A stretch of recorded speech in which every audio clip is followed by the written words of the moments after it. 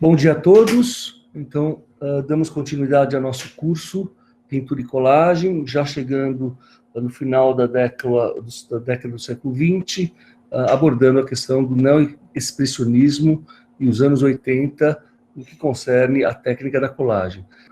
Bom, então, essa é um detalhe de uma obra de um dos artistas mais exponentes, que é o Anselm Kiefer, não é? Vejam como, a gente vai falar um pouco mais dele, a sequência, mas vejam como, ao contrário do que nós vimos no minimalismo, né, como o trabalho tem algo da arte pobre, algo dessa apropriação de materiais, claramente que tem um papel simbólico muito grande, como a palha, né, como você tem uma relação muito forte de elementos orgânicos aplicados, por incrível que pareça, sobre uma fotografia, né? Nesse primeiro momento, o Kiefer fazia telas imensas e aplicava sobre fotografia e, obviamente, tendo em vista toda a questão do passado da Alemanha pós-Segunda Guerra. Vejam bem... Qual que é o nome do artista? O quê? Alô? Qual que é o nome do artista? A gente vai olhar Anselm Kiefer, a gente vai voltar a ele, tá? Tá bom. Bom, vejam que, de certa forma, né, no final da década de 70, nós tivemos um movimento que é quase paralelo à arte pop, à arte povera, à arte minimal, mas é um movimento que se intitula de arte conceitual, né? E um dos seus maiores exponentes chama-se Joseph Kosuth, né? Então, veja bem como, de certa forma, ele tenta reduzir, né, a experiência artística às suas formas de apresentação. Então, vejam bem, não se trata mais do artista ele fazer uma cadeira, não é?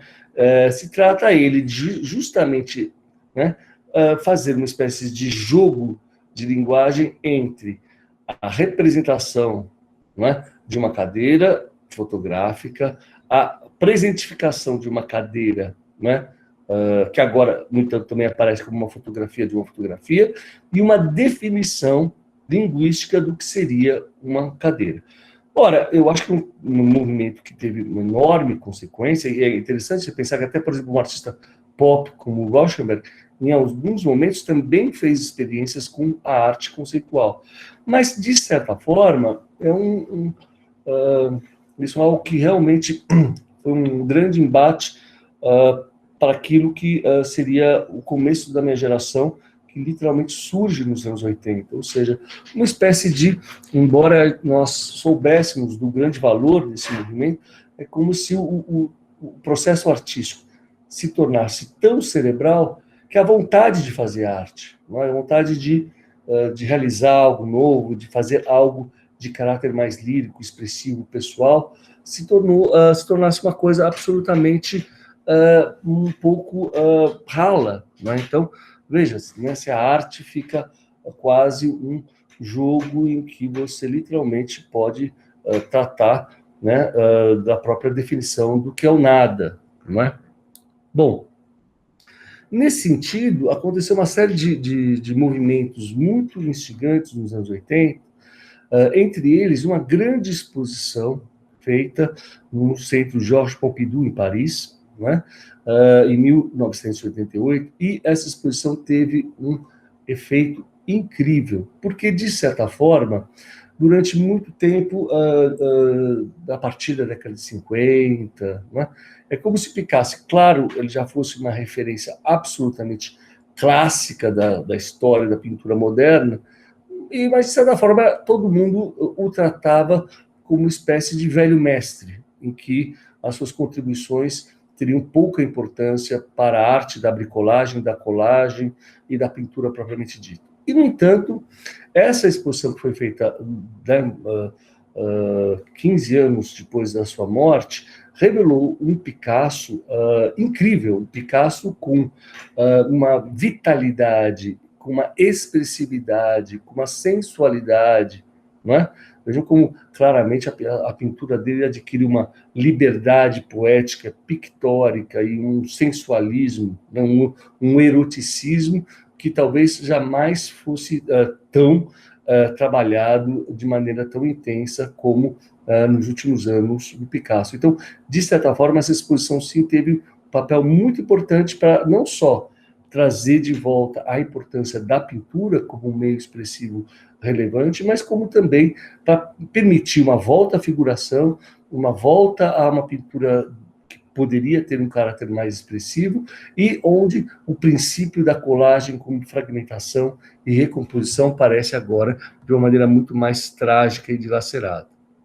Bom, historicamente é muito importante vocês pensarem como, né, nós se vivia um momento bastante conturbado politicamente, e uma das coisas que mais caracterizava esse momento, além da Guerra Fria, era literalmente, por exemplo, o fato de Berlim, né, ser ainda uma cidade separada ao meio, não é? E que fazia com que justamente ela, por se tornar um pouco uma ilha dentro da própria Alemanha Oriental, uma ilha com um contraste muito grande entre princípios capitalistas e uma imagética totalmente distante daquela do comunismo, que se criasse um espaço muito instigante de apropriação e de prática artística. Vejam como o próprio muro, ele mesmo é um lugar que vai ser ocupado pela pintura como uma forma de manifestação política. Né? Nesse sentido, né, um grande artista que nós já tratamos, que é o Joseph Beuys, né, realmente ele começa a fazer, não em Berlim, mas em Düsseldorf, então, ele continua a desempenhar um papel fundamental numa espécie de reconciliação da Alemanha com a sua própria história, dando a ela uma relação mítica e onde, de certa forma, a tragédia do passado nazista fosse, de certa forma, purgada. Né? Então, ele é um artista que tinha um carisma enorme, vai formar vários artistas, entre eles, por exemplo, o próprio Anselm Kiefer, né? Vai fazer performances, e vejam como, curiosamente, embora com partidos artísticos totalmente diferentes, claramente Joseph Beuys e Andy Warhol tinham uma capacidade de manipulação da própria informação no mundo de comunicação de massa incrível. Não é à toa que o próprio Andy Warhol faz um retrato do Joseph Beuys, que naquele momento era o grande artista alemão, né, e que fazia exposições em que realmente elas adquiriam um caráter público, ecológico, impressionante. Não é à toa que ele também se associa ao Partido Verde, não é? E dá um papel fundamental para esse movimento que até hoje, com altos e baixos, é um movimento muito importante, não é? Principalmente nessa crise que nós vivemos hoje em dia. Uma dessas atuações que ele vai fazer em Kassel, que aí se torna a grande Bienal da Bienais, ou seja, o grande centro de reflexão do que é a arte contemporânea, ou seja, realmente, se um artista é convidado para fazer parte da documenta de Kassel, ele realmente tem uma representatividade muito grande. Não é? E o Beuys, por excelência, era aquele artista que dava um caráter extremamente contemporâneo. Veja bem, por mais que ele tivesse um museu com caráter neoclássico, veja como ele faz uma intervenção em que ele planta um carvalho com uma pedra.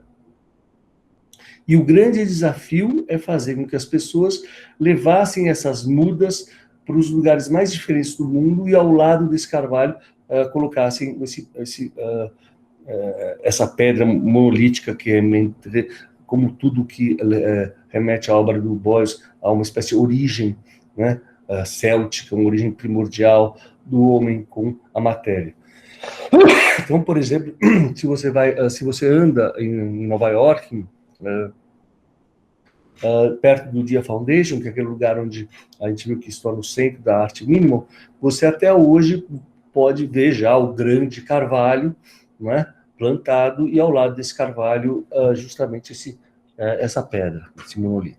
Né? Então vejam que nós já trabalhamos na arte pobra, como o Beuys inova muito no plano da arte, da experimentação artística, tendo uma abordagem conceitual do Champiana, mas ao mesmo tempo com uma experiência material, né, de experimentação dos diversos materiais, né, buscando sempre uma relação da arte com a comunicação, né, mas ao mesmo tempo trabalhando justamente com a presença poética da diversidade, da factura dos materiais, né, que faz com que ele realmente se torne uma figura paradigmática para vários artistas, entre eles o Anselm Kiefer, né, que talvez seja uma das grandes revelações da pintura da década de 80, veja como ele, ao contrário do Beuys, ele, né, que se dizia que tinha sido um piloto que teria caído num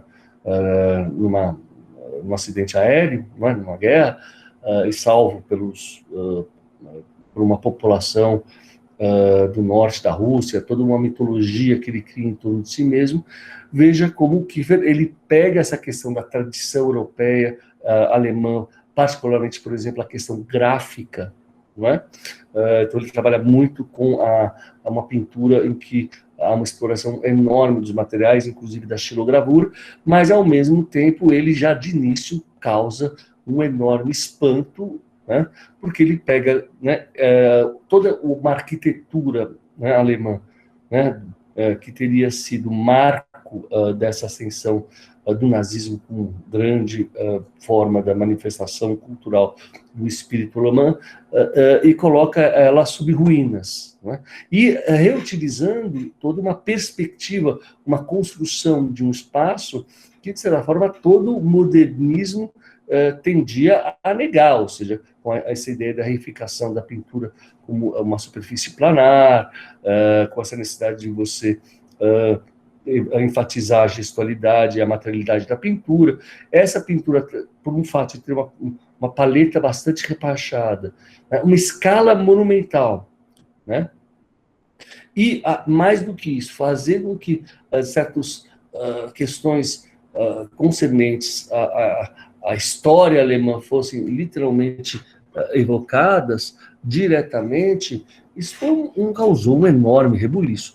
Veja como já em 69 ele era um jovem artista extremamente político e mas literalmente colocando o dedo na ferida das questões alemãs da guerra, né? Veja bem, o ato de você fazer a posição de reverência ao Führer, né, de um certo momento, causou um enorme estranhamento e, muitas vezes, um desconforto enorme entre vários representantes da cultura alemã. Não é à toa que o Anselm Kiefer não é muito bem visto na própria Alemanha, não. Ele tem um enorme papel na França, onde ele tem um ateliê que é um museu, uma coisa monumental, mas muitas vezes na Alemanha ele é malquisto porque justamente ele está o tempo inteiro tocando nas feridas da história alemã, né? Vejam como ele carrega consigo uma essência poética, né, uma relação muito forte com a história mítica também. Então veja bem,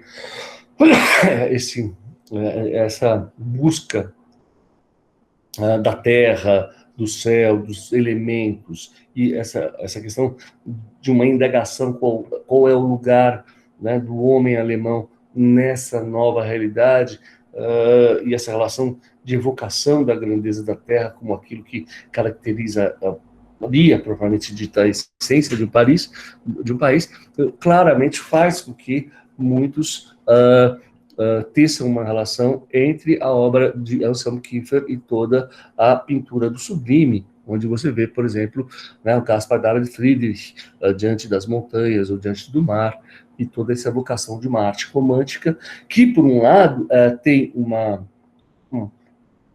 né, talvez a figura máxima seja musicalmente expressa pela música de Wagner, mas também, novamente, né, Wagner era um grande gênio da música, mas também cultuado pelos nazistas. Então, essa relação meio ambígua de evocação dessa grandiosidade, né, romântica, que busca uma relação do homem com o absoluto, por um lado, sempre causa um certo constrangimento, porque também remonta às origens do passado. Mas veja como é muito interessante do ponto de vista plástico, o quanto ele vai realmente trabalhar com uma gama de materiais muito extensa, como, por exemplo, a xilogravura, isso tudo em grande escala, tá, gente? E, né, no quadro que nós colocamos justamente em primeiro lugar na nossa aula de hoje, que é esse quadro chamado Nuremberg, tá vendo? Onde ele faz uma técnica mista com uma emulsão acrílica, com óleo, às vezes piche, palha, fotografia. Se você, alguns anos atrás, a gente teve uma exposição dele aqui em São Paulo, é impressionante que quanto mais você se aproximava das obras, mais você via como elas, do ponto de vista técnico, elas eram extremamente frágeis, porque justamente o Kiefer não é um artista interessado propriamente nessa manutenção, né, de toda essa tradição clássica da pintura. Ele literalmente está muito mais interessado nessa questão quase um pouco alquimista dos materiais e não está muito se interessando se a pintura vai deter a mesma qualidade de matiz daqui a alguns anos, né? Vejam bem, obviamente, então, como ainda o legado né, incômodo de Auschwitz, de toda a ocupação nazista que nós vimos se fazia presente muito no pós-guerra de toda a Europa, ainda se faz muito presente na obra do Kiefer. Então vejam como, de certa forma, você tem essa presença, né, de uma terra arrasada, não é? de um espaço em ruína, e onde, de novo, sempre aparece uma espécie de figura mítica, né? Um anjo, né? Em alguns filmes do Wim Wenders, vocês podem também notar, ou do Herzog, essa busca, de certa forma, por uma espécie de redenção mítica de um passado tenebroso. Mas veja como é ambíguo, né, e como é forte o trabalho, porque ao mesmo tempo que você tem uma asa de um anjo, essa asa de anjo é feita de chumbo, né? Então, o trabalho adquire uma enorme dramaticidade, e essa dramaticidade é dada literalmente pelo uso extensivo de materiais heterócritos e que fazem com que o trabalho tenha uma presença em que, embora nós não tenhamos uma perspectiva muito avantajada, que nos leve para o fundo da superfície, ao mesmo tempo, essa materialidade calcada sobre a superfície, de maneira até quase agressiva, faz com que realmente o impacto visual dessas pinturas sejam muito fortes, né? Então vejam de novo, né, essa relação aqui, são umas imagens que eu tirei do último grande galpão de Auschwitz. É uma coisa que me comoveu muito, e as crianças que ficavam localizadas nesse último galpão, no fundo, tudo que elas almejavam era ter uma vida normal e poder voltar à escola. Ou seja, ainda na década de 80, eu não tive a oportunidade de viver lá, essa questão ainda era muito presente. Porque, vejam bem, o Ansel Kiefer nasceu em 45, nasceu ainda, né, num momento em que a guerra se fazia muito... essa dimensão trágica, né, se fazia ainda muito presente nos anos 80, em particular na Alemanha e mais ainda em Berlim, né? Então vejam como claramente ao longo da sua trajetória o Kiefer e como muitos artistas da arte mais contemporânea, eles tendem literalmente a trabalhar também com vários meios, não apenas com a pintura, mas muitas vezes com a escultura, com a fotografia, com a instalação. Então veja como realmente, né, o Kiefer utiliza, né, faz alusão clara a essas ruínas que foram bombardeadas pelos próprios alemães, temendo serem descobertos pelos campos de exterminação que eles tinham construído. Então, vejam como são impressionantes essas correlações que a gente pode fazer entre a obra do Ansel Kiefer, né, e as fotografias que eu tirei de Auschwitz, né? Então, por um lado, você tem essa grande perspectiva que, por um lado, pode aludir a uma saída, mas, por outro lado, literalmente, era uma saída trágica, né? Uma saída que pode levar você para a própria morte, para a própria perda de tudo que é considerado humano, por assim dizer, né? Como fazer poesia depois de Auschwitz, vai dizer o Adorno, né? No fundo, a grande questão é como fazer pintura depois de Auschwitz. Então, ao mesmo tempo, um homem bastante culto, que tem uma formação universitária, ele mesmo vai dizer que gostava de pintar sobre uma espécie de Pollock, ou seja, aquilo que o consagrou, que é uma espécie de all-over, ou seja, a ideia de que você não tem uma pintura só apenas focada em um ponto único da perspectiva, mas ao mesmo tempo também tem esse dripping, essa materialidade que ocupa a tela na sua totalidade e quebra, por assim dizer, a perspectiva. Então, há uma tensão constante entre um espaço virtual, né, produzido pela perspectiva e pelo desenho, mas, por outro lado, pelo contraste de uma materialidade dada pelo contraste de materiais, assim, uma paleta cromática, né, que fica mais no primeiro plano, você tem uma tensão entre desenho e cor muito instigante, não é? Professor, ali isso, ele colocava o título da obra na própria tela? Sim, muitas vezes, tá vendo?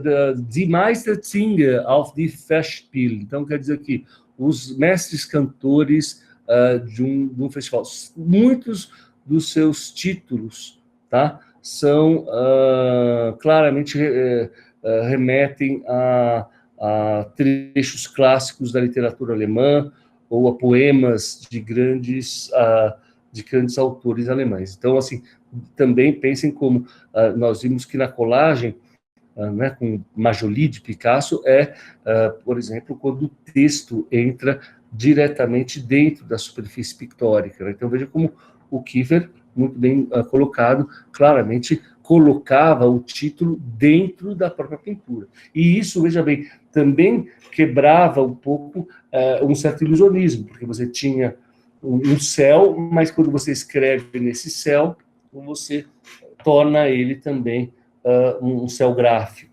Né? Essas imagens, que também são mais feitas no final da década de 80, também são extremamente possantes. Eu gostaria, será que alguém conseguiria me dizer de onde essa imagem viria? Lembra alguma coisa para vocês, não? Nada? Túnel do metrô, não?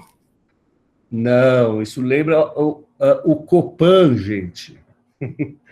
Ele vai fazer uma exposição no Museu de Arte Moderna aqui em São Paulo, e ele fica tão impressionado por essa imensidão, né, maluca de São Paulo, e essa relação de beleza e feiura, de uma cidade que parece que não tem fim, que é pobre e rica, e essa série também, e veja bem, pelo fato de você estar, ao invés de você ter aquela perspectiva tradicional, pelo fato de você estar do alto do Terraço Itália, você tem também uma perspectiva muito interessante, que é perspectiva de voo de pássaro, mas meio abissal, no certo sentido, que você quase está olhando para um túnel mesmo, mas é um túnel para o chão, é como se fosse uma queda livre, entendeu? Essas pinturas, gente, têm uma escala monumental, tá, gente? 3,30 por 5,60 metros.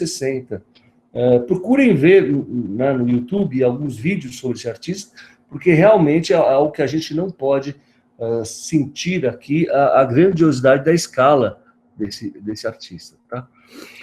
Gianotti, no caso dessas obras do Copan, elas estão no Brasil, está em algum lugar? Ou... Alguns colecionadores ficaram com algumas imagens menores, tá? Eu não sei ao certo se alguma instituição... como os quadros custam mais de 1 milhão de euros, gente. 1 milhão de euros, tá? Eu não sei se, talvez... Eu conheço um colecionador, cá entre nós, ele é dono do Rascal, ele tem um Kiefer desse tamanho, mas na casa de esquiar dele nos Estados Unidos. Eu não sei realmente aqui no Brasil, deve ter o Akagawa, algum grande colecionador brasileiro deve ter sim, mas não nenhum museu que eu saiba, infelizmente, né, tem uma obra dessa escala que acho que seria, de fato, Lúcia, bastante imponente, importante para nós ter contato com essas obras, né? Bom, um artista que também dessa geração, também neo-expressionista. Por que é neo-expressionista? Porque ela retoma muito das questões do expressionismo alemão, que nós não estudamos muito, porque não é, né, embora um artista de altíssimo, um movimento de altíssima importância, não é um movimento que tenha tratado muito das questões da colagem, né, até para sua vocação construtiva, mas aqui eu diria até pela sua dimensão desconstrutiva, a colagem aqui vai aparecer de uma maneira muito incisiva. Então, veja bem, essa autorretrato que o Baselitz vai fazer, né, que ele se torna célebre por fazer imagens de ponta cabeça, tá? Sempre. A vida inteira, praticamente, claramente, veja bem, é também esse procedimento de deslocamento que nós vimos da colagem, quando nós estamos manipulando um desenho, como vocês podem ver no ateliê dele, ele pode rasgar esse desenho, fragmentar, né, como o Picasso faz, e colocar ele de ponta cabeça. E aí, obviamente, a graça dessa propaganda dele no jornal é que tudo parece de ponta cabeça, menos ele, né? São pinturas que não têm, pelo menos no primeiro momento, o mesmo impacto estético pelo uso diversificado de materiais, né? São pinturas produzidas do ponto de vista pictórico de uma maneira mais clássica, não é? Mas, ao mesmo tempo, não se pode negar que tiveram uma importância muito grande no período. Teve um movimento paralelo, justamente a arte feita em Berlim, que é toda ela claramente extremamente politizada, não é?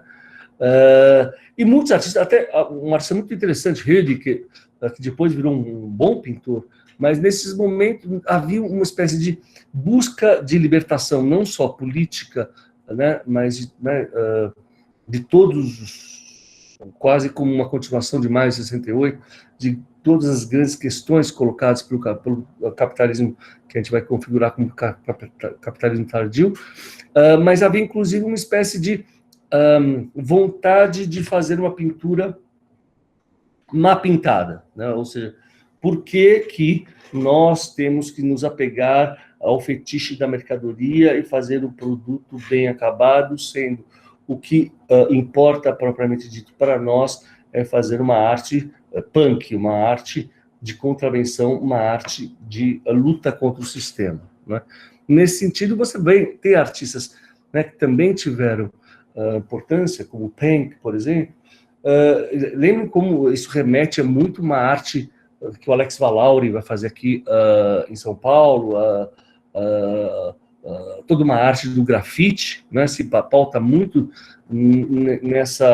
nesse grafismo mais livre de sobreposições e signos, mas, de certa forma, talvez seja uma obra, por assim dizer, mais datada, uma obra que, muitas vezes, por ter um aspecto político e um acabamento pictórico mais ilustrativo, são obras que tiveram uma enorme importância naquele período, mas que hoje em dia talvez não tenham tanta relevância, né? Mas vejam, de algum modo, esse tipo de arte virou grafite, né? O grafite que hoje em dia é tão comum em grandes centros urbanos como São Paulo. Bom, e aí nós entramos, talvez, num artista realmente mais importante do pós-guerra alemão, né? Ele não tem o menor pudor em ele mesmo, ele tem um site, não é um sítio, como dizem em Portugal, que é www.gerhardrichter, é um site inacreditável, tá? porque tudo é catalogado, tudo é precificado, tudo tem um texto crítico, não é? E veja como aqui nós estamos tratando de um artista que realmente usa a colagem muito mais no seu sentido tecnológico, ou seja, o próprio site, né, que é continuamente renovado, né, com informações assim impressionantes. O preço que tal pintura pegou no último leilão, 5 milhões de euros, entendeu? Ele é um artista, ele está bem idoso, um pouquinho mais velho, acho, que o Kiefer, se não me engano. Aliás, eles se detestam, obviamente, porque o Richter acha que o Kiefer não sabe pintar. Ele, literalmente, é um artista que veio da Alemanha Oriental e teve uma formação de pintura clássica. Então, ele tinha a tecnologia, sabia manusear muito bem a técnica da pintura a óleo, mas o que a gente vai ver, o que torna ele bastante instigante, é a maneira como ele vai trabalhando também, claramente, o passado histórico. Então, vejam bem, a própria cidade natal, né, da onde ele veio, que é Dresden, né, vejam a transformação, né, como a cidade de Dresden, né, que foi totalmente reconstruída e que tem uma boa escola de pintura, passa por momentos absolutamente, em 50 anos, em 80 anos de história, por momentos absolutamente marcantes, né? Então, 32 com a ascensão do nazismo, em 13 a 15 de fevereiro de 1945, ela foi uma das cidades mais bombardeadas da Europa, né? Literalmente, ela passa a fazer parte da Alemanha Oriental com toda a sua estética, né?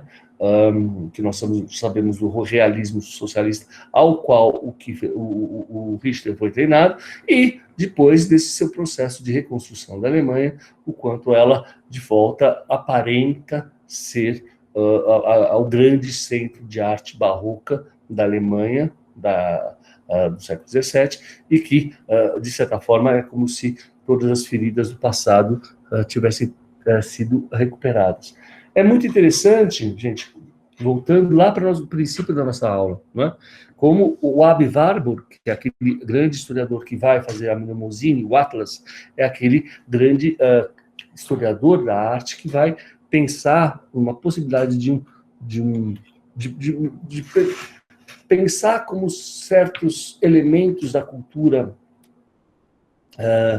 clássica se fazem presentes no mundo do Renascimento e até, de certa forma, no mundo presente, através de uma imagem, de um imaginário oculto que não está não apenas nas grandes pinturas, mas também em todos os esquemas compositivos de desenho. Então, para ele, o que é muito interessante, um desenho de um jogo de xadrez ou de uma gravura em metal vai ter tanta importância de estudo, né, quanto uma pintura. E é muito interessante quando ele vai fazer uma grande biblioteca, que depois, com a guerra, vai para Londres, e que vai formar a escola vai ter grandes representantes como Gombrich, que todos vocês conhecem, não é? Mas veja como esse Atlas de Mnemosyne, de certa forma, vai se tornar algo como uma referência para o Gerhard Richter, que vai ser um artista, talvez o artista mais conhecido a trabalhar com imagens fotográficas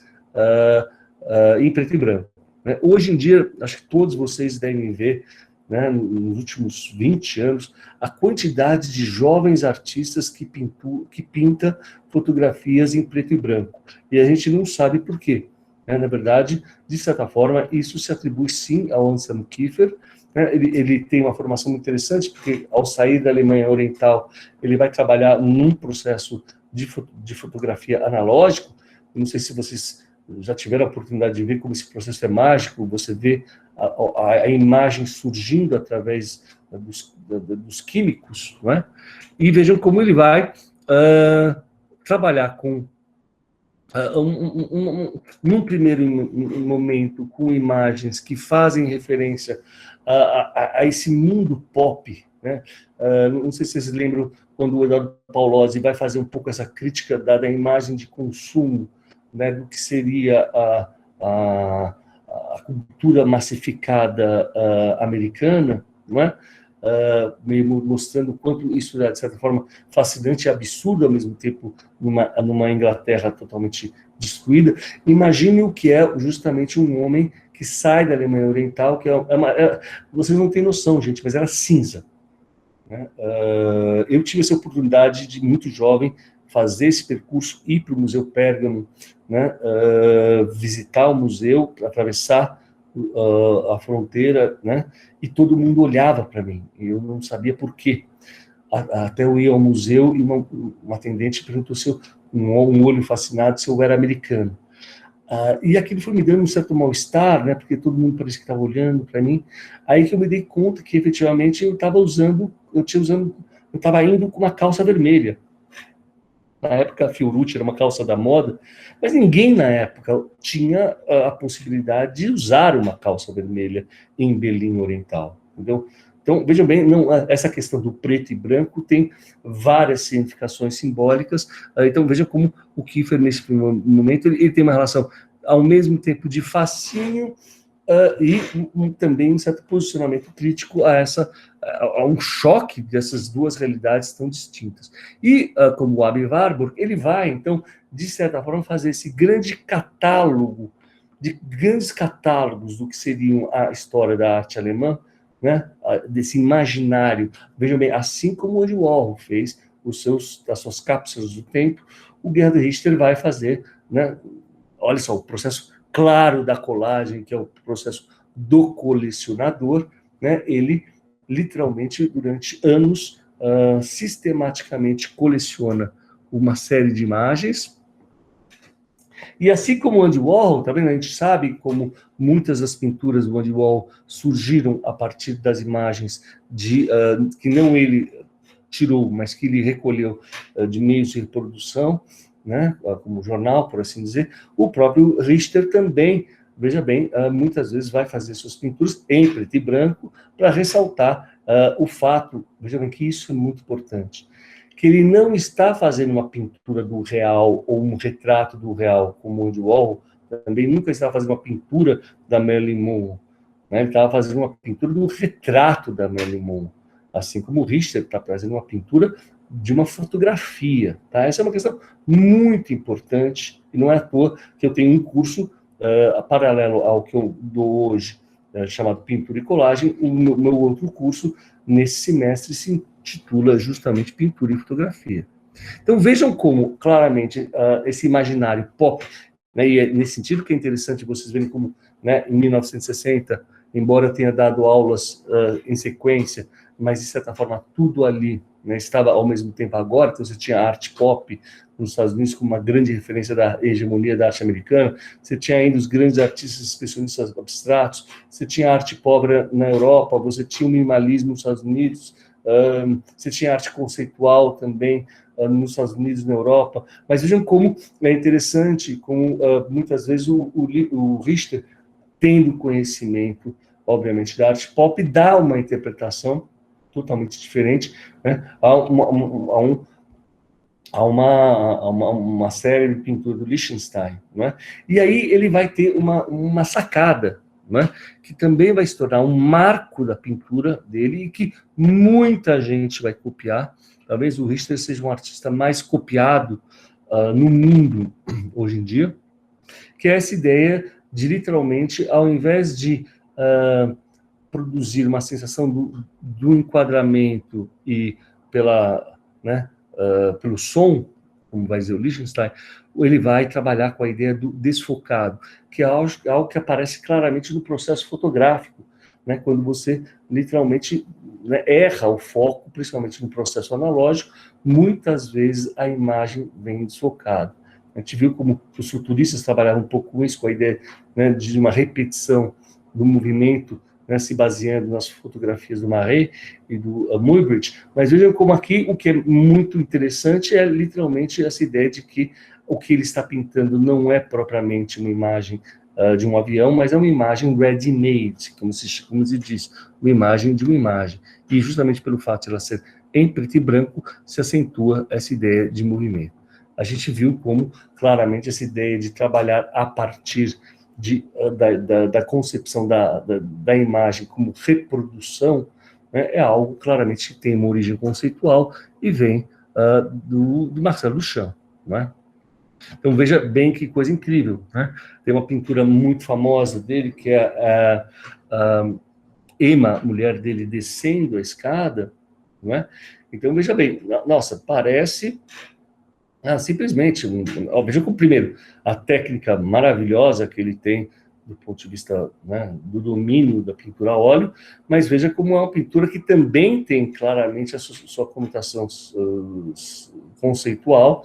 Ela faz alusão a um dos grandes desafios da arte, que é literalmente pintar o movimento, né? E a gente sabe como o Duchamp desvela o movimento como um movimento propriamente mental, né? Então, eu posso dizer que sou uma mulher, eu posso dizer que ela desce uma escada, e você acredita, porque o título assim te indica. E veja como também ele vai fazer alusão às imagens fotográficas de estudo do movimento, que remetem tanto ao Muybridge no século XIX, como também às imagens produzidas nas grandes magazines da época, né? Como ele vai dizer, quando eu copiei as primeiras fotos, eu tinha o sentimento, pela primeira vez, que eu estava fazendo alguma coisa especial. E, sobretudo, alguma coisa minha. No jargão do dia, era radical. E aqueles que viam, subitamente imediatamente tinham, não tinham argumento, exceto que era inaceitável ignorar as regras de copiar uma fotografia, né? E em 64 ele vai literalmente utilizar um projetor para fazer aquilo que ele chama photo paintings, que é algo também utilizado largamente por boa parte dos pintores contemporâneos, dos pintores jovens. Então essa referência da pintura como uma espécie de ilusão fotográfica, onde você não sabe muito bem se você está olhando uma pintura ou uma fotografia de uma pintura, é um marco do Gerhard Richter. Mas veja bem, ele é alemão. Então, de novo, veja como o passado reaparece nessa memoráblia, nesse processo de rememoração, né, das imagens que estavam no passado. Ele pinta a fotografia do tio Ruddy dele, o tio dele, que estava no álbum de família. Agora, veja bem, o tio dele era nazista, né? Então, de novo, então vejam como, né, assim como no Beuys, no Kiefer, esse passado trágico sempre aparece como um trauma, um pathos que deve ser continuamente rememorado. Então, veja como ele vai se tornar célebre, ao mesmo tempo também, veja bem, com essa relação da pintura virando uma espécie de ready-made de imagens, parece que ele retoma a possibilidade de fazer uma pintura figurativa, né? Ele pode pintar de novo aquilo que, de certa forma, o Kosuth tinha impedido, ao dizer que o que importa é a ideia da cadeira, né? Uma concepção meio platônica, né? Da arte. Aqui não, eu posso pintar o que eu quiser, eu posso inclusive pintar um papel de toalete, tá certo? E ver graça nisso, não é? Há uma espécie de readaptação. A contribuição do Richter é enorme, porque tudo, de certa forma, parece passível de ser repintado de novo, né? Até, por exemplo, um bicho na paisagem, não é?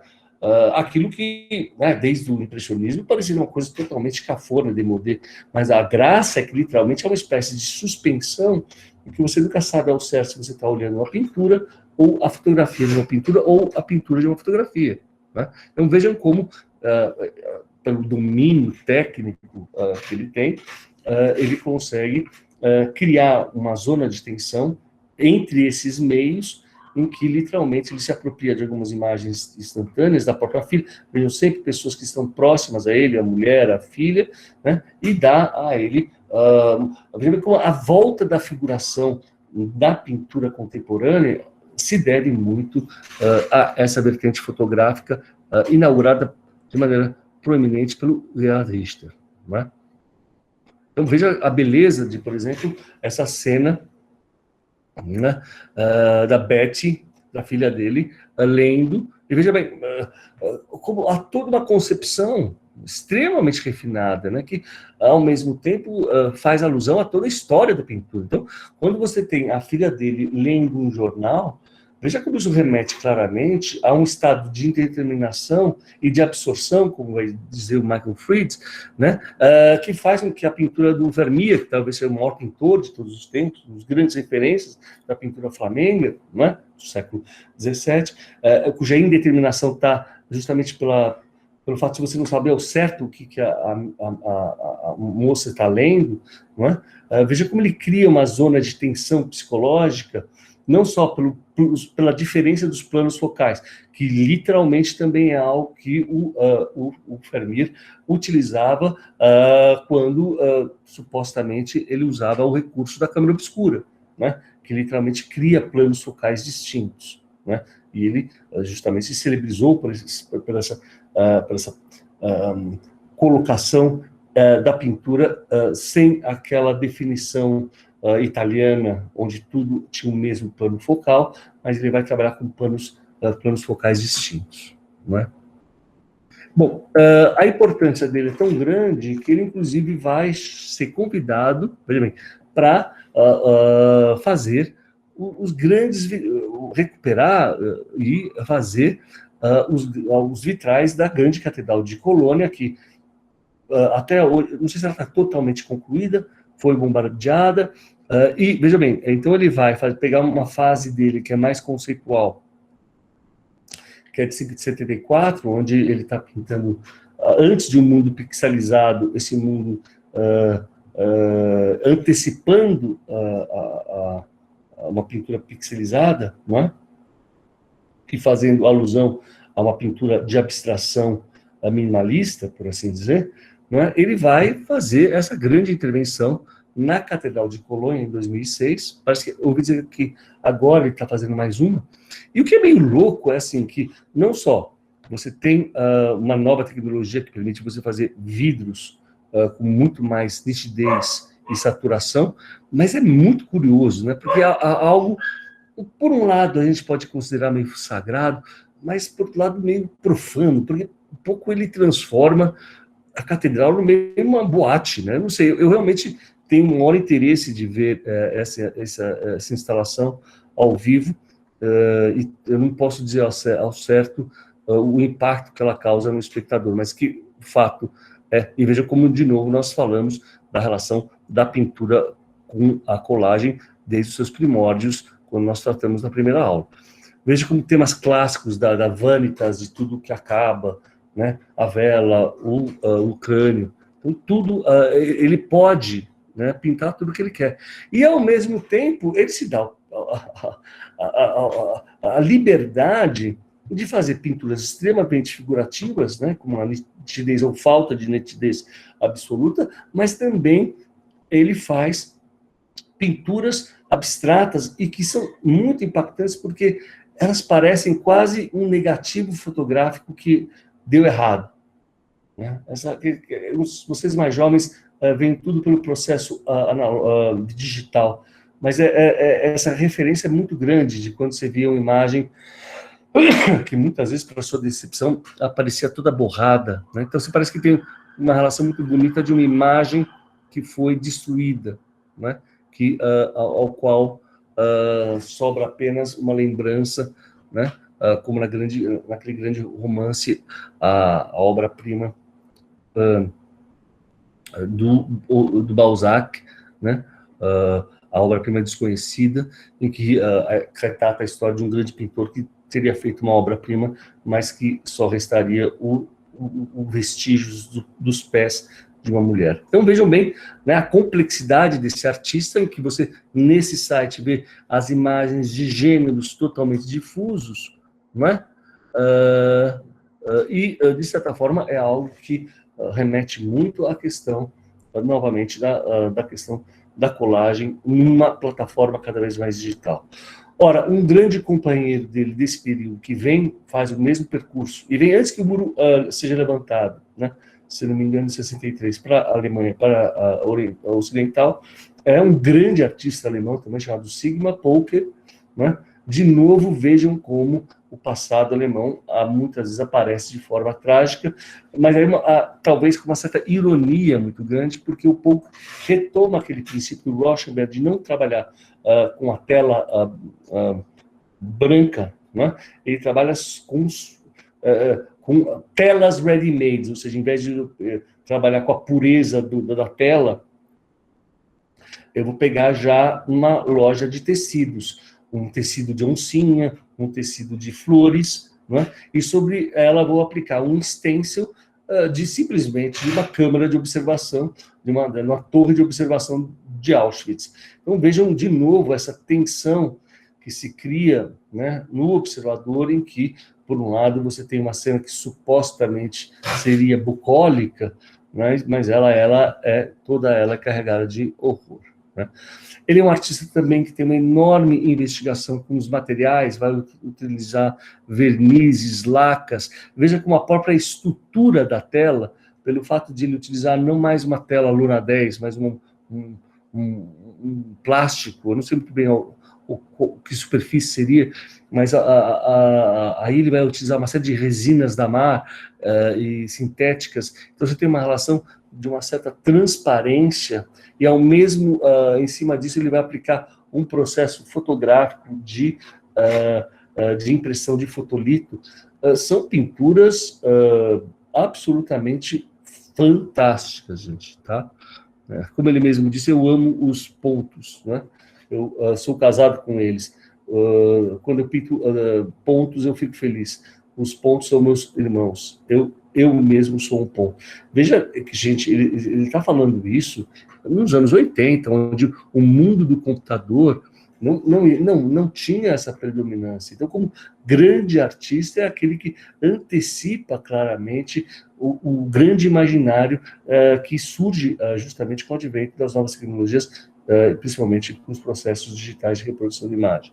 Então, veja que beleza, por exemplo, a própria tela, né? Se a pintura é uma janela, eu literalmente vou utilizar a estrutura do chassis com uma grande janela que vai, ao invés de aludir a um mundo exterior, revela onde ela está localizada, que é uma parede, né? Mas, ao mesmo tempo, eu vou criar uma espacialidade muito interessante entre aquilo que está na parede, aquilo que está na superfície da pintura, e quase como o observador, literalmente, parece aquele atirador, né, que deve, literalmente, focar na imagem representada, né?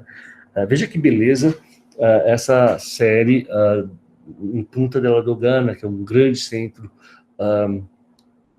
de arte contemporânea em Veneza. Essas pinturas, é uma foto que eu realizei, é algo monumental, gente. Eu realmente fiquei muito comovido, porque aí realmente essa transparência, há uma beleza, a maneira como o chassi se torna meio uma cruz, a pintura adquire uma certa espiritualidade, é uma coisa assim, uma das coisas mais bonitas que eu vi de pintura contemporânea na minha vida, tá? Bom, mas você tem uma série de outros artistas, né? Kippenberger, né, que faz uma pintura, veja bem, até pelo fato de não trabalhar tanto com a questão dessa dualidade dos materiais, fazer uma pintura supostamente mais pautada apenas numa imagem de reprodução fotográfica, tudo bem, a pintura pode ter um certo interesse pelo estranhamento da figuração, mas não acho que sejam coisas, né? Albert Oehlen também, que é um pintor meio badalado, eu acho, vai muito nessa linha de uma má pintura, bad painting, não acho. O que tem aqui é uma sobreposição de vários estilos artísticos, isso é óbvio, né? Bom, nós temos a figura clássica, né, de um artista que já vem desde o pós-guerra, né, que é o Bacon, mas veja como ele claramente vai fazer uso de imagens que remetem a uma tragicidade, mas veja bem, a foto não é apenas uma foto, é uma foto de um filme famoso, que é a Batalha de Potemkin, e veja como ele vai fazer uma colagem, a imagem de horror de um filme junto com uma referência de uma pintura do Velázquez, certo? Então, a colagem está literalmente nessa fusão, né, do cinema com o próprio passado, né? Então, veja como o tempo inteiro, né, ele criava uma tensão na sua pintura entre a figuração, que seguia certos princípios meio clássicos de claro escuro, de uma certa volumetria no espaço, e ao mesmo tempo uma espacialidade extremamente livre, quase gráfica, mas com uma coloração maravilhosa, e que fazia com que houvesse uma tensão entre o mundo da figura e o mundo da espacialidade produzida pela pintura. Você tem um artista que não trabalhou com a questão da colagem, propriamente dita, mas só para mencionar, que é o Lucian Freud. Veja bem, é importante que isso seja dito. Nada impede você ser um grande pintor, tá certo? E trabalhar ele mesmo, porque não era um pintor que pintava a partir de fotografia. Ele fazia questão de seguir um método tradicional de fazer uma pintura de observação. O que não impede, gente, que as pinturas dele tenham um grande impacto, tá? Veja, justamente até por esse excesso da matéria e pela maneira como essa figuração adquire uma carnalidade, né, própria da pintura a óleo. Ou seja, o que eu estou querendo dizer tem algo da composição um pouco estranha, né? Se a gente pudesse fazer uma relação com a colagem, é um pouco a maneira estranha como as pessoas estão, as figuras estão colocadas. Então, o homem não está muito bem colocado na cama, e em cima tem a própria pintura, né? Como se a própria pintura estivesse descascando, né? Mas não é um artista que trabalhou propriamente com a colagem, e nem toda grande pintura trata obrigatoriamente da colagem, mas acho que é uma grande referência para se pensar, né? Gillian Ayres lembra muito um artista que a gente vai falar, que é o Jorge Guimes, que é um pintor brasileiro bastante importante dos anos 80. Kirkeby, uma paisagem que é abstrata, mas remete a uma espécie de mapa orgânico, né? E aí você tem um movimento italiano que fez enorme sucesso, porque por trás dele você tinha a figura do Achille Bonito Oliva. O Achille Bonito Oliva foi talvez o primeiro popstar crítico-curador, né? O cara que realmente fazia um sucesso enorme, né? Então, veja bem, ele em torno dos grandes artistas que ele celebra, né? São artistas que têm, obviamente, um interesse artístico, todos eles remetem não ao passado alemão, né? Veja aqui o Enzo Kucki, como tem algo da questão da identidade, da figura da Itália, da bandeira, da unificação. Plasticamente, eu acho que eles não têm a mesma sofisticação e a mesma tragicidade, a mesma... São artistas que eu acho que até envelheceram com o tempo. Eu acho que o movimento da vanguarda italiana, infelizmente, e olha que eu tenho descendência italiana, mas eu tenho que ser, como professor, bastante honesto com vocês. Acho que o movimento teve muito sucesso na época, mas ele ficou um pouco alegórico, né? O Clemente talvez seja o artista que consiga, até para uma composição mais complexa, tal, ter ainda permanecido na arte contemporânea, né? Veja como ele acaba tendo uma composição de pontos de vista distintos, e isso torna a pintura dele menos alegórica, por assim dizer, né? Por fim, falando de Nova York, né? Nova York era uma cidade totalmente diferente da que nós estamos acostumados hoje em dia. É uma cidade que, pela especulação imobiliária, ela estava totalmente destruída. Veja como os trens, né, eram totalmente pichados. Lembra muito algo de São Paulo, né?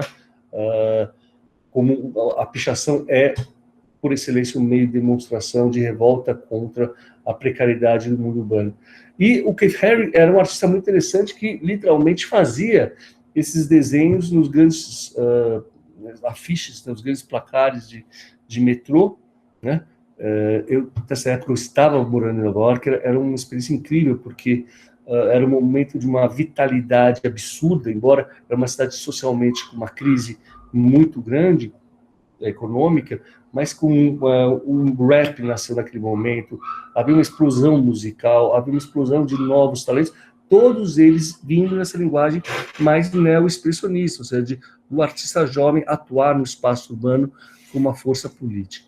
Nesse sentido, grandes artistas como o Cy Twombly, né, que são artistas que fazem, que a gente faz uma associação mais com expressões abstratas, aparecem como uma grande referência, porque eles têm uma relação mais híbrida com o estilo, ou seja, um jogo entre palavra, imagem e uma diversidade de gestos que faz com que o trabalho tenha uma contemporaneidade muito grande, né? Outro artista muito importante que vem, que vai passar por um processo de coroação muito grande, que vem da linguagem do expressionismo abstrato, que é o Philip Custom, ele vai fazer essas pinturas que vão ter enorme importância para a volta à figuração. Veja um artista que buscava uma pintura totalmente já sublimada, né?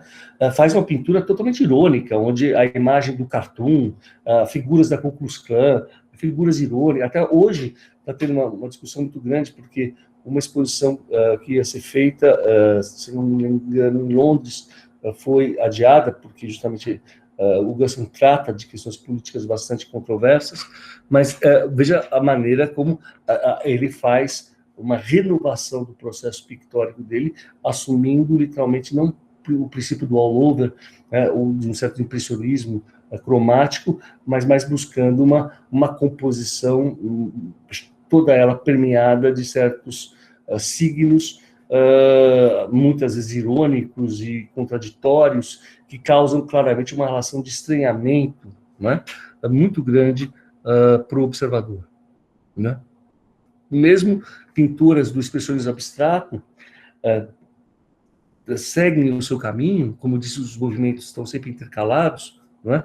É só no cut and paste das aulas que a gente tem que determinar os períodos, mas veja como a gestualidade se torna mais gráfica e dilacerada, não é?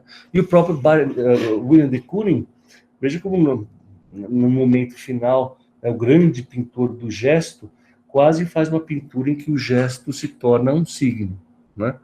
E, por fim, por exemplo, o Jasper Johns, que é um grande artista pop, também vai fazer uma pintura não mais de símbolos como o da bandeira dos Estados Unidos, mas muito mais pinturas mais fragmentadas, fazendo alusão à história da arte. Então ele pega um famoso quadro do Munch, o homem entre o relógio e a cama, né, quase o prelúdio da própria morte, e faz uma pintura onde você não tem mais uma gestualidade livre, o espaço todo é fragmentado como um espelho quebrado, né? Então veja como vários artistas americanos retomam a questão da figuração, da expressividade, de uma relação mais orgânica, menos formal, menos fria, né? Mais expressiva, mais lírica, como a Susan Rothenberg. Olha que beleza esse cavalo passeando no espaço, né? Essa relação entre abstração e figuração, né? E, por fim, veja como o próprio Andy Warhol, no final da vida, vai fazer essa série que é espetacular, né? Que é uma homenagem ao de Quirico, e veja como ele vai se utilizar do princípio da fragmentação da colagem para fazer uma serialidade em que ele pega uma mesma imagem, duas imagens de uma sombra, e cria essa grande frisa cromática espetacular.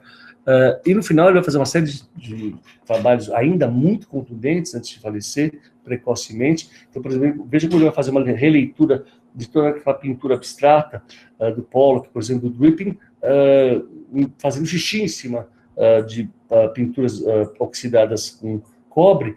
Então, o xixi fazia esse processo de oxidação e produzia uma sensação plástica muito agradável, mas ao mesmo tempo era feito a partir da urina, né? Você tem uma relação plástica muito interessante.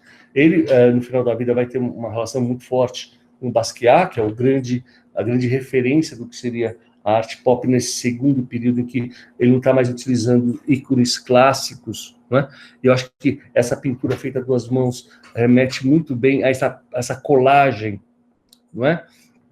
Em que, por um lado, você tem uma tradição mais icônica. Então, a gente claramente pode ver aqui o que o Warhol está fazendo, ou seja, são os zenites, 50% off e a marca da morte, e vejam como o Basquiat é justamente aquele artista do grafite, aquele que já não está pintando mais em cima de uma tela em branco, ele está mesmo já fazendo um redimensionamento poético dessas imagens ready-made, dando a elas uma nova configuração, né? Então, ele vai ser, talvez, a grande referência da pintura americana dos anos 80, né? Utilizando a linguagem da assemblagem, a linguagem da tipografia, de uma letra muito marcada, não é? Aliás, vale a pena ver um filme Basquiat, feito por um grande artista chamado Julian Schnabel, e que realmente retrata muito bem esse momento. É um dos melhores filmes de artista que nós temos. E, por fim, também a grande figura é o próprio Schnabel. Veja como ele trabalha fazendo essas pinturas que tinham um enorme impacto na época, trabalhando com pratos quebrados, né? Pinturas também de enorme escala, e você tem essa tensão entre uma figuração que parte de uma gestualidade que busca, né, é quase um gesto que procura se tornar uma figura, mas ao mesmo tempo ele é interrompido pela própria materialidade do mundo, né? Então, são pinturas que têm um enorme impacto, tiveram uma enorme importância na época, e também acaba de sair no Netflix um documentário. É interessante aqui no Brasil ver a relação que ele vai ter com o Babenco, tá? Também vocês podem ver isso no Netflix.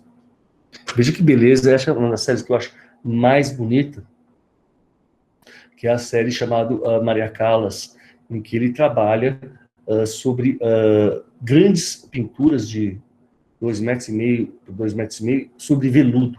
E o veludo tem uma materialidade incrível, né? Porque você, por mais que você jogue a tinta ela não é absorvida como a lona.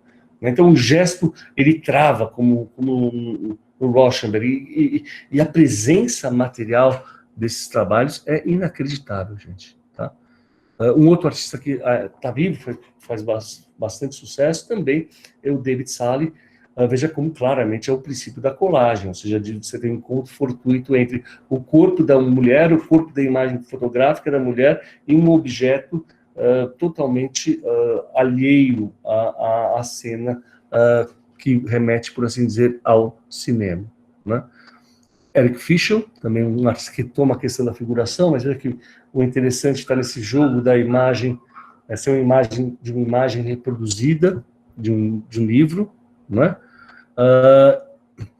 O Bryce Marden, que é um artista também que vem da tradição minimalista, mas que vai trabalhar cada vez mais com a fragmentação do gesto, da cor e da composição, né? Veja que beleza também esses desenhos, onde está uma espécie de fragmentação do espaço pictórico. E, por fim, um artista que fez muito sucesso, né, que vem desde o minimalismo, que é o Frank Stella, que faz esses objetos mirabolantes, de grande escala, de fragmentação, né? Aqui ele claramente está utilizando a linguagem computacional para criar uma volumetria toda ela eclética, né? Por fim, só mais 5 minutos, gente, fazendo um contraponto com todo esse período, você tem artistas aqui do Brasil, como Baravelli, que vão claramente fazer uma alusão a uma linguagem pop, né? Então, veja como tem um processo de fragmentação da imagem, de apropriação de imagens ready-mades, de uma ocupação de um campo cromático não mais uma tela convencional, né? Veja como claramente faz uma alusão, uma referência ao pop americano e ao pop inglês, né? O Baravelli, que inclusive está com uma exposição grande agora no Centro Cultural da Fiesp, veja como toda uma gestualidade, um grafismo lírico, né, que aparece na linguagem do pop e adquire aqui quase uma dimensão iconográfica, uma escrita, por assim dizer. O Dude Maia Rosa, que é um artista bastante presente hoje em dia, que trabalha explorando, por exemplo, o plexiglass ou a fibra de vidro como material, como no poke, que dá uma materialidade totalmente diferente para a superfície pictórica. O Boi, que foi um pintor figurativo extremamente sensível, com uma referência muito forte dos anos 80. E, por fim, temos a Casa 7, que é um movimento aqui em São Paulo bastante importante, onde todos esses artistas tiveram uma vertente bastante pautada na bad painting e no expressionismo alemão, né? E houve até essa grande tela, uma montagem bastante controversa feita pela Sheila Lerner, onde todas as pinturas poderiam ser feitas pelo mesmo artista, né? E hoje em dia foi feita uma retrospectiva uma exposição dessas pinturas. Realmente elas ainda remetem muito similares e muito noturnas, soturnas, Eu acho que todos esses artistas se tornaram artistas muito importantes, mas literalmente fazendo, queira ou não, por exemplo, Nuno, uma pintura que ele fazia na década de 80, e veja como o trabalho dele tem outra linguagem, muito mais pautada no Frank Stella, gostem ou não, mas tem uma monumentalidade, tem toda uma pesquisa de materiais muito mais complexa do que ele fazia naquele período, né? Rodrigo Andrade, e a turma da FAAP, que tinha uma relação menos expressionista, mais lírica, tá certo? Com a Lélia Catunda, mas vejam como claramente você tem essa linguagem da colagem, uma vertente menos neo-expressionista, mais pop. Então você tinha algumas vertentes aqui nos anos 80, e a graça se dava justamente nesse jogo de escolas, uma escola da FAAP, veja bem, uma pintura que era feita mais na FAAP, na universidade, a da Casa 7 era feita mais a revelia da universidade, junto ao ateliê do Sérgio Finma, que é um professor importante do período. E a grande figura desse período, nesse momento que teve uma poética muito forte, é o Leonilson, que no final da vida, inclusive, faz uma pintura que virou uma referência dos anos 80 aqui no Brasil, pela maneira como ele trabalhava a sutileza dos materiais, com uma linguagem extremamente poética. Veja como faz alusão, sim, a um certo traçado do Basquiat, mas, ao mesmo tempo, com uma força poética muito bonita e algo que, ao meu ver, tenha se tornado uma grande marca da pintura dos anos 80, principalmente no que tange também à utilização da colagem. Bom, gente, é isso por hoje.